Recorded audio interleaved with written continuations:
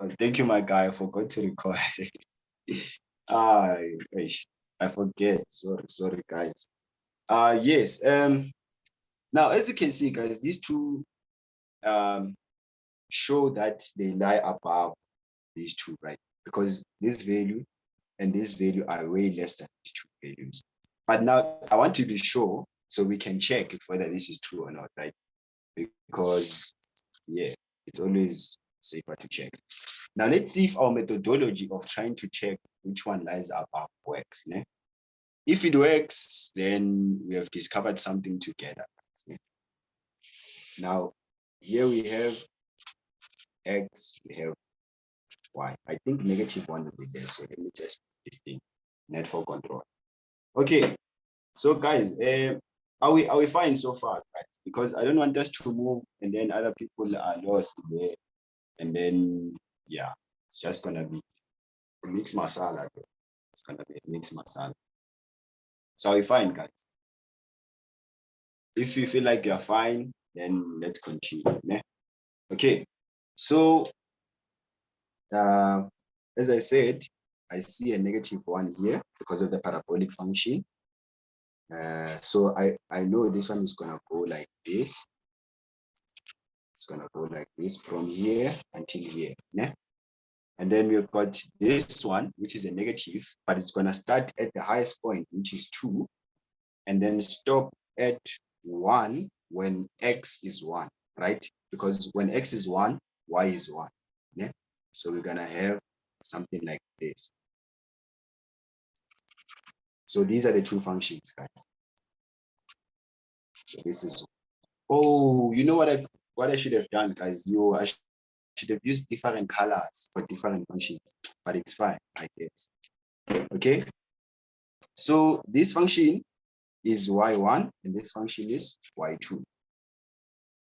So the reason why I chose y1 and y2 is to show you something, guys. Not all the time you're going to find functions being written as f at x or g at x. So it's important for you to also understand that you're going to be given the functions, but this time your functions will be in the y direction. Yeah? The functions will be in the y direction. So if they're in the y direction, not going to be the same as the one in the x direction. Yeah? So it is important for you guys to understand. Okay, so we do have this.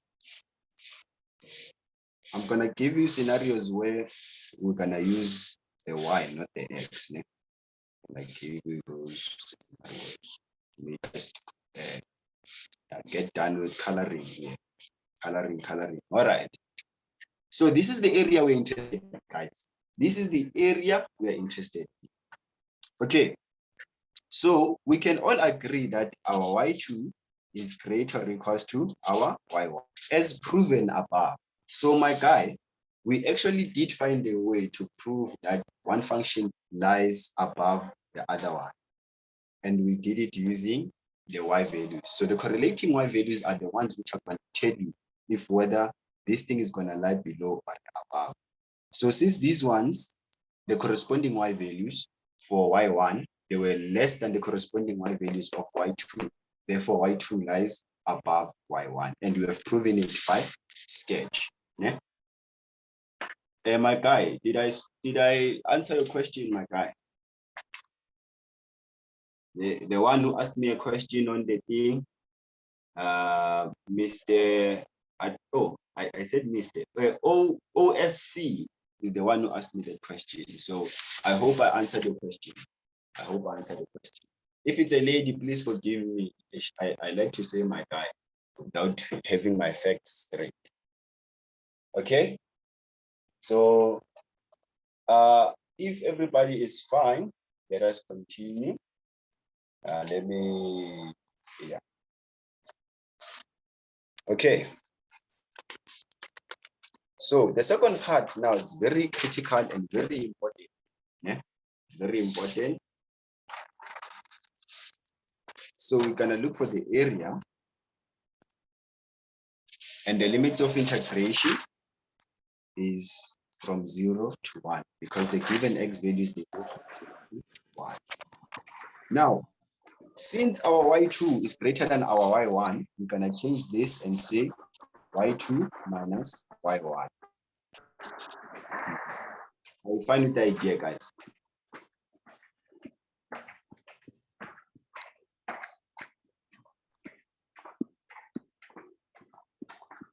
Let me mute you all. Okay.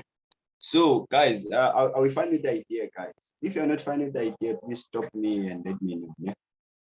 So, I'm going to have from 0 to 1, our y2 is given by negative x plus 2 minus, or let me just put it like this to show substitution, minus x squared minus 1 dx. Yeah.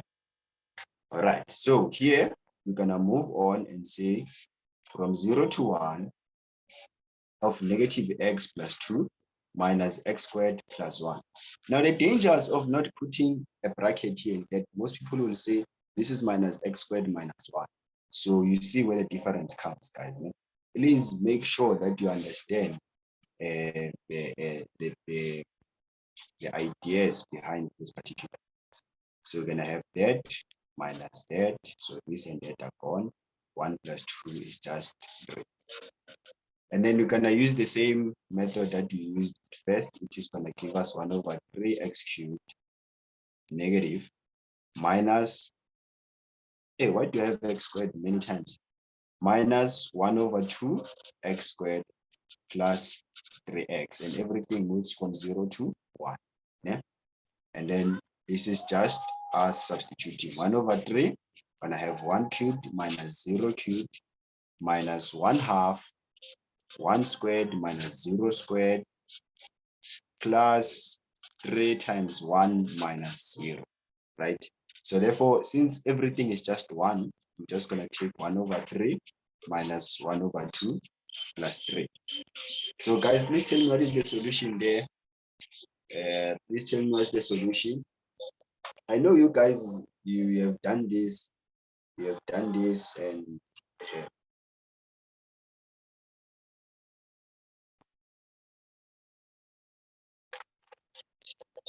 so this one, since this is bigger, so it's gonna be 18. 18 minus 5. 13 over 6. The solution is 13 over 6, né? Because it's gonna be 18 minus 5, which is 13. Yes, 13 over 6. Thank you, thank you. The person who said 13 over 6, that's very correct. That's very correct. Yeah. All right. So we find with this idea, guys, né? Yes, sir. We just created our own method of finding the, what do we call this? Yeah, Edward. So guys, it is very important for you. The reason why I wanted you to draw this function is because it helps, yeah, to be able to draw these things, because you are going to be required to know how to find the limits without the use of a calculator. And it's going to be very advantageous for you to know how to find the limits without the use of a calculator. Just not on this course, but if you're continuing with maths, it's going to be advantageous for you to know how to sketch those graphs. Yeah? Okay, so if I'm permitted, I can take one problem here, and then we try to do it together. Actually, let me not take it here. Let me take a much challenging one now. Let's see, guys. Let's see. Oh yeah, I wanted to give a different one. Yeah, I want to give you a different. Let's make our example 3 to be a little bit interesting, but it's not going to be that interesting because you are going to see it straight off the hedge. Suppose you are given h at x is equals to 4 all over 2 minus x, and let me choose randomly. If I choose you, please tell me any number you like. if I choose you. And let me see. Can I have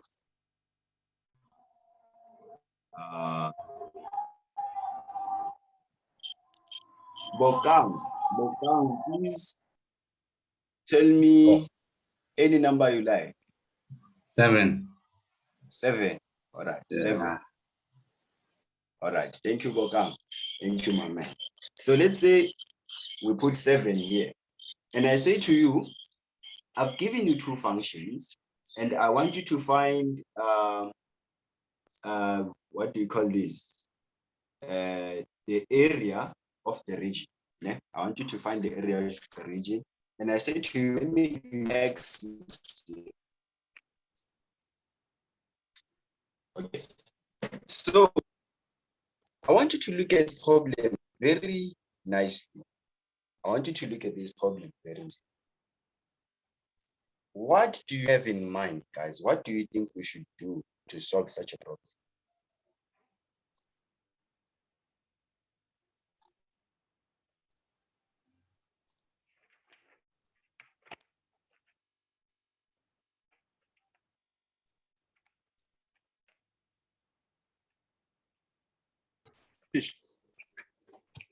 Sir, Yes, my man.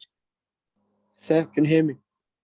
Yeah, I can hear you. Yeah, I'm not sure about the answer, but I think we're supposed to find the y where x is 0 for the hyperbola and find the length between that y and the 7.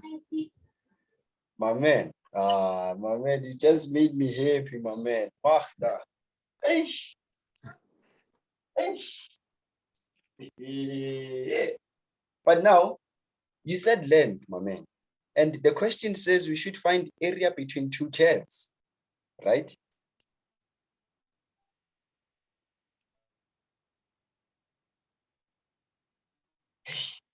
This guy. It's very interesting what you just said, man. It's very interesting. I like it. I like it. I like the way you think. Yes, my man. Or maybe you can find the point of intersections by equating the graphs and solve for x. By equating the graphs and? Solve for x. Yes, thank you, my guy. Thank you, my guy. Ne? Guys, when you're given such a problem, you need to consider one thing, and one thing for sure. You are not given any interval. They just gave you something like this. And they are saying to you, you should find the area. They didn't give you any interval to work with. So how are you going to find the area there when you're not given the interval? Ne? So what is going to be important is for you to find the point of intersection. Ne? It's important for you to find the point of intersection. Do you know how to find the point of intersection, guys? Yes. Oh yeah, thank you very much. Ne? Now, when you find the point of intersection is when you are equating 2 functions. Which 2 functions can we equate here? Can we equate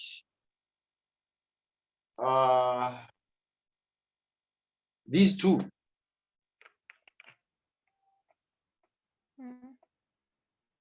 No, we can't, right? Because this function is a function of y with respect to x. And this is the only function we can equate because these 2 functions are the functions of y, right? Then therefore, we can say that there exists some value of x where these 2 functions, they are what? They are equal. Ne?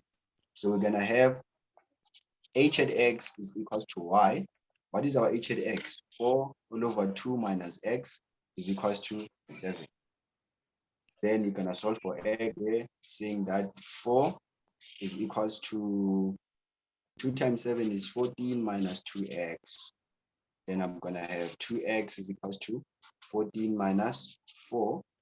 What is 14 minus 4 is 10. So my x is equals to 5. This is the point of intersection. Right? So we found the point of intersection.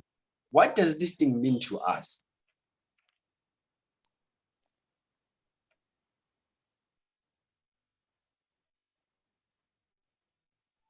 So it's not 7x, it's not 2x. It's not 2x. Yes. Oh, sorry, I didn't see that one. Ish, it's 7x. Ne? You see, guys, it's very bad. I didn't see that one. If you were not here, I was gonna go there and be happy as hell. Oh, sorry. Yeah, but I was gonna be very happy. So I'm gonna have 10 over 7. 7. Ne? So this becomes my value of x. 10 over 7, it's around 1 point something, but I know it's 1 because, yeah, yeah, 7 can only go once in 10. All right. So now, since we found this point of intersection, how does it help us with solving the problem that we have at hand?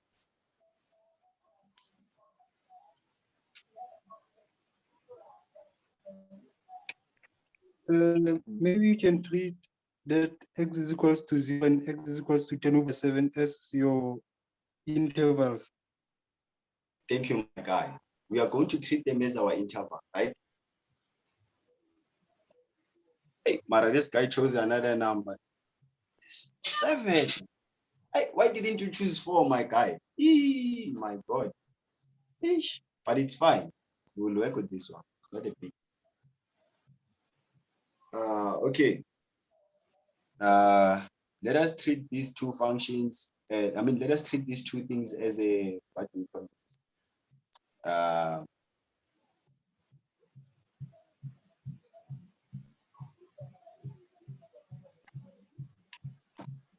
So we're going to say our x must go between 0 and 10 over 7.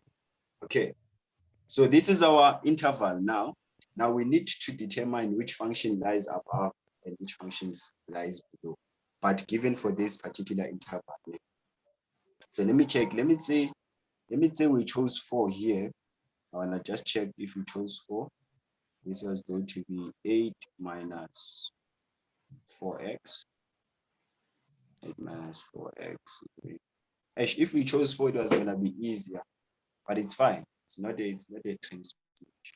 I'm trying to show you something here that we can actually do these things. Okay, so as we are sketching these graphs, we need to take a look at, we are going to sketch these graphs from 0 to 10 over 7. And I said 10 over 7 is 1 comma something something. So I don't know what is 1 comma something something exactly. So guys, it's 1,43. Oh, 1,4. Yes. Okay, thanks, my man. Thanks, my man. So now we are going to be very specific. Now we are going to choose this thing at 1,43. 1,43. Okay.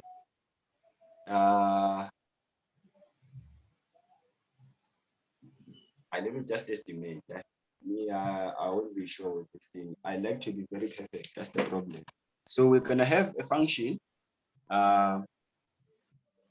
Y is equals to 7. It is going like this until, let's say this is 1,43 somewhere here. Ne? Let's say 1,43 somewhere here. Now let us check the second function. We know how to sketch hyperbolic functions, right, guys?